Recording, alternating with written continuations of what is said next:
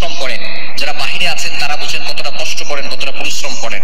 আমরা তো মনে করি বাইরে থেকে টাকা আসতেছে, আমরা এই বাংলাদেশে বসে অনেক ভাই আছে, অনেক বোন আছে, ভাইয়ের টাকাটা বিদেশ থেকে আসতেছে আর তারা এমন ভাবে উড়াচ্ছে, মনে করতেছে একটা গাছ লাগিয়েছে, টাকার গাছ, টাকার একটা গাছ লাগিয়েছে, টাকার একটা মেশিন তারা পেয়েছে। কষ্ট করে পরিশ্রম করে বাহিরে তারা পরিবার থেকে দূরে সরে গিয়ে, তারপরে বাবার থেকে দূরে সরে গিয়ে, মায়ের থেকে দূরে সরে গিয়ে, সকল ভালো মানুষগুলোকে, ভালোবাসার মানুষগুলোকে দূরে রেখে এক দেশ থেকে অন্য দেশে গিয়ে পরিশ্রম করছে, অক্লান্ত পরিশ্রম। ঈদের সময় ঈদ উদযাপন করতে পারে না, কতটা কষ্ট তাদের।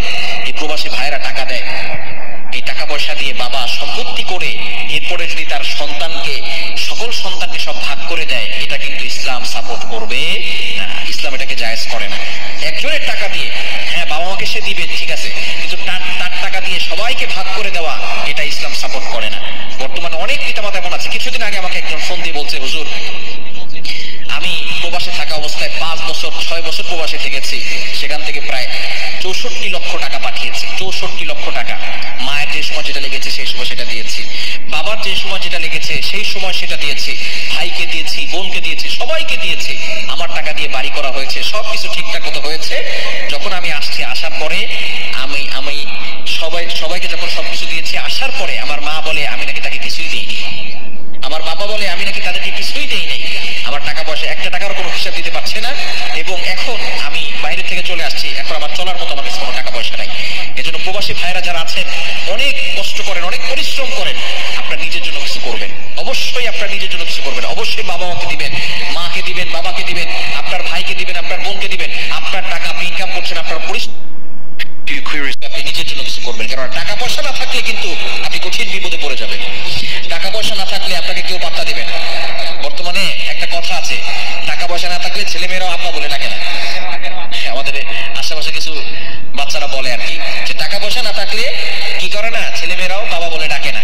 তো টাকা পয়সার দরকার আছে, আপনি অসুস্থ হয়ে পড়বেন, লক্ষ টাকার দরকার, 1 লক্ষ 2 লক্ষ টাকা লাগবে আপনার চিকিৎসার জন্য, তখন আপনার কাছে কেউ আসবে না টাকা দিতে।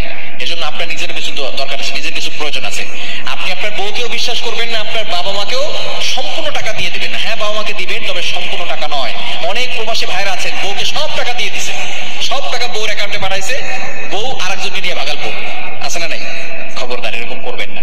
আপনি নিজের জন্য করবেন, আপনি পরিশ্রম করছেন, সবাইকে দিবেন ঠিক আছে, বাবা মাকে দিবেন, যথেষ্ট পরিমাণ দিবেন, যা লাগবে তাই দিবেন, কিন্তু আপনার নিজের জন্য কিছু করে রাখবেন, যাতে করে আপনি বিপদে পড়লে আপনি আপনার টাকা দিয়ে বিপদ থেকে উঠে আসতে পারেন।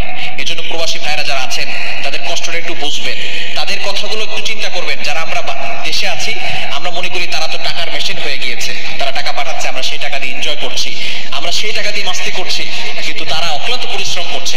এজন্য কোনো সত্তা যদি বাইরে থেকে টাকা পাঠায়, নিজে ইনকাম করে, এবং সেই টাকা দিয়ে কোনো বাবা যদি সম্পত্তি করে, ওই সম্পত্তির ভাগ সকলকে দেওয়া, ইসলাম এটাকে সাপোর্ট করে না। এটা তার অধিকার, তার হক, তার অধিকার। হ্যাঁ, সেই ভাই যদি বলে আমি সবাইকে দিব, তাতে কোনো সমস্যা নাই, তবে বাবা জোর করে সবাইকে ভাগ করে দেওয়া, এটা কিন্তু ইসলাম সাপোর্ট করে না। আল্লাহ তাআলা আমাদের সকলকে এই বিষয়গুলো বোঝার তৌফিক দান করেন।